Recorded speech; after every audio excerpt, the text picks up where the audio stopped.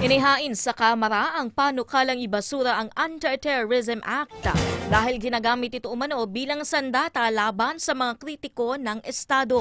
Para sa buong balita, may ulat si Carlene Latuna. Carlene!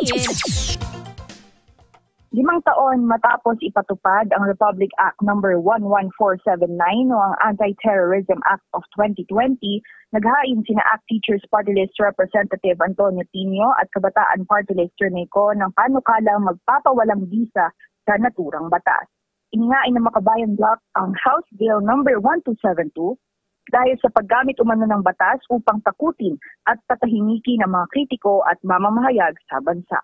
Iginiit ng mga mababatas na ang anti-terror law ay taliwas sa demokrasya at sa prinsipyo ng karapatang pantao na nakasaad sa 1987 Constitution.